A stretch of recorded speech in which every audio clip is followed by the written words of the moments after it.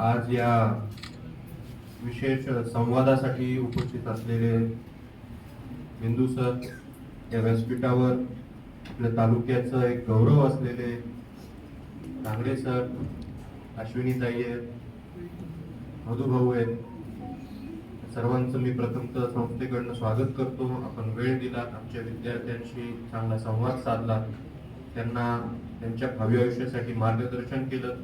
एक खूप चांगला उपक्रम टोरो इंडिया, रंगमळा आणि आपल्या संस्थेच्या कॉलेजच्या वतीनं आज आयोजित केला होता.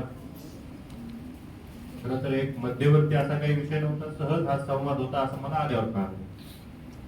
महात्मा फुले यांच्या द्विशताब्दी जयंती निमित्त आणि गाडगेबाबांच्या 150व्या जयंती निमित्त या कार्यक्रमाचं स्वरूप होतं. आपण खरं तर सांगितलं की शेतीच फक्त आता AI करू शकत नाही, पण हा भिकार धंदा फक्त करू नका. शेतीवर तुम्ही फक्त जगू शकता, प्रगती नाही होऊ शकत, कारण तो भावच भेटत नाही ना आपल्याला. ती गोष्ट इकॉनॉमिकली मला तरी शक्य वाटत नाही. त्याच्यामुळे शेती करत असते, शेती करावी का, करावं तर लागत. जमिनी आहेत त्यात थोडे थोडे तुकडे होतील त्याच्या, आता जसं पिढ्या वाढतील तशा, पण निश्चितपणे शेती करावी लागल. पण त्याच्या सोबत मला असं वाटतं की त्या शेतीला जोडधंदा, मला दुर्दैवाने असं सांगावं वाटतं, माझे आमदार जोते साहेब दूध संघाचे चेअरमन होते 10 वर्ष. नंतर जो त्याची शिखर संस्था असते महानंद महाराष्ट्र राज्य, त्याच्यावर मला वाटतं त्याच्यावर पण 10 वर्ष संचालक होते अजित दादा ते, आणि आता जे बरेचसे वळसे पाटील ते सगळे सोबत त्याच्यावर संचालक होते. तर बाकीच्या जिल्ह्यांमधनं, बाकीच्या तालुक्यांमधनं दूध यायचं 1 लाख लिटर रोज, 2 लाख लिटर रोज, आणि जालना जिल्ह्यातनं दूध जायचं 10,000 लिटर. म्हणजे आपण किती आळशी होतो. आपला जो धाराशिव जिल्हा आहे तिथे भूमपरंडा तालुका आहे ना, तो भूम तालुका, त्या एका तालुक्यातनं रोज 12,000 लिटर दूध जायचं एका तालुक्यात. आपल्या भागातून लोक करतच नाही. म्हणजे दिवंगत तालुक्याचे नेते अंकुशराव टोपे साहेबांचे, त्यांनी प्रयत्न केला, त्यांनी त्यांच्या जिल्हा बँकेत नसते, त्यांच्या बँकेत नसते, म्हशी दिल्या लोकांना, पण त्या म्हशी सुद्धा लोकांनी आपल्या विकून खाल्ल्या. असं करून नाही जाणार. मला आपल्या सर्व तरुण मित्रांना सांगायचं आहे की काहीतरी त्या शेतीला जोड उद्योग असला पाहिजे. दूध व्यवसायात जर आपला भाग चांगला समृद्ध, आणि हे मुलं नाही करू शकत बरं का, इथं आकडा बघा तुम्ही, मुली किती आहेत हे मुलं किती, हे सगळे आमच्या मागे येणार नंतर. राष्ट्रवादी, शिवसेना, काँग्रेस, BSP सगळं तेच असंच आहे ना. मग काय करणार? मुली ही शांतपणे ऐकतात. आता तो निघून गेला, मी इथं बसलो होतो, तुझं आहे का, तुझ्या मागे कोण बसला होता बिना युनिफॉर्म वाला, असं बसला होता मस्त पाय, पाय असा असा असा असा, मला अस्वस्थ व्हायला लागलं ते बघून. बराच वेळ मी तर 1-2 वेळेस नजरेने जरा असं नीट बस म्हणून पण सांगितलं, पण ते नजरेचा इशारा कळण्यात बहुतेक त्याचं अजून वय नव्हतं. मला ते बघून अस्वस्थ व्हायला लागलं बराच वेळ.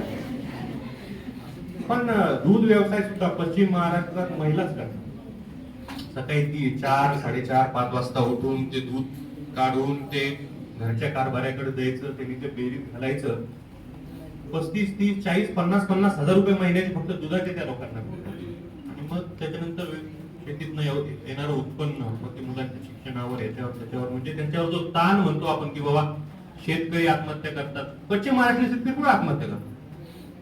एवढ्या प्रमाणात नसतील करत मला असं वाटतं. म्हणजे आकडा मला नाही माहिती, आपल्याकडचीच जास्ती संख्या आहे का. मित्रांनो, आपण आळशी. मला आता बरेचशा आपल्या संस्थांसाठी असतील, संस्थांसाठी असतील, इंटरव्ह्यू घ्यायला जेव्हा मुलं येतात, इंटरव्ह्यूला कसं जावं, मी तर फार्मसीला सुद्धा सांगितलं आमच्या कॉलेजला की 1 लेक्चर आठवड्यातनं 1-2 लेक्चर असे घ्यायचे की इंटरव्ह्यूला कसं जावं, कपडे कसे घालावेत, ते शूज पॉलिश केलेले असावेत, बोलावं कसं. इंटरव्ह्यूला गेल्यावर लोक असे बसतात आमच्यासोबत, पायावर पाहिजे, आम्हाला नोकरी पाहिजे. आम्ही म्हणतो तुझा पगार किती पाहिजे. मग मी माझ्या पॅनलला सांगून ठेवलेलं आहे की मी पगार विचारला समजून जायचं, याला काढून द्यायचं. कारण तुम्हाला जर बसण्याचे इटिकेट्स नाही, तुम्हाला बोलण्याचे इटिकेट्स नाही, तुम्ही काय नोकरी करणार, तुम्ही काय त्या इन्स्टिट्यूशनला देऊ शकता. आता या ठिकाणी इंग्लिशचे आपल्या फार मुलांना भीती असते. आता मोबाईल किती जणांकडे तुम्ही सांगितलं, तुम्हाला सगळ्यात सोपं सांगतो, इंग्लिश शिकवण्यासाठी मला हे आढळतं त्यांनी फार मेहनत केली. ह्या सरांच्या सांगण्याहून तर माझे दोन काय उन्हाळ्याच्या सुट्ट्या माझ्या वडिलांना सांगायचे क्लास लावा, खराब केलेलं आहे माणसं. पण मी तरी इंग्लिश काय तुमच्यामुळे शिकलो नाही. मी जेव्हा ते इंग्लिश सिरीज, इंग्लिश सिरियल्स ते बघायला लागलो, ते खूप आहेत, चांगले आहेत, काय कंटेंट चांगला असतो त्याच्यावर मग मी इंग्लिश शिकलो. ऐकलं की शिकतं माणूस. मराठी कोणी शिकवली का तुम्हाला? मला सांगा बरं. सगळ्यात सोपी पद्धत सांगतो मी तुम्हाला, इंग्लिश शिकायची असेल तर नाहीतर एमकॉम झालेले आमच्याकडे इंटरव्ह्यूला येतात आणि मग मी विचारायचो शेवटच्या सेमिस्टरला किती विषय होते सांग, त्याला सांगता यायचे नाही अशी परिस्थिती. मग अशा लोकांना कसं काय नोकरी लागणार? आपण म्हणतो नोकऱ्या नाही, नोकऱ्या आहेत, आम्हाला कॅपेबल लोक भेटत नाही. मी तुम्हाला जबाबदारी सांगतो, नोकऱ्या आहेत पण लोकच भेटत नाही. तुम्हाला युट्यूबवर सबस्क्रिप्शन तुम्ही घेऊ शकता, नाही घेऊ शकता, नेटफ्लिक्स किंवा काय मला नाही माहिती. युट्यूबवर तुम्ही इंग्लिश सिरियल तुम्ही जेवढं ते ऐकताना, आपण मराठी कशी शिकलो? आपल्या घरात बोलायचं म्हणून शिकलो. कुणी आपल्याला थोडी ग्रामर शिकवलं. सुरुवातीला ग्रामर शिकणं यासारखा मूर्खपणाच नाही भाषा शिकण्यासाठी तुम्हाला वाटतं. कारण भाषाच माहित नाही, ग्रामर शिकून करता काय? भाषा तर माहित पाहिजे ना. तर अशा बऱ्याच गोष्टी संवाद चालला म्हणून काही गोष्टी तुम्हाला सांगितल्या. मला फक्त एक सांगायचं आहे तुम्हाला की जे काही करताय, 11वी करत असतात, 12वी करत असतात, 12वी नंतर जे काही करतात ते सिरियसली करा. त्याचा पूर्ण अभ्यास करून करा.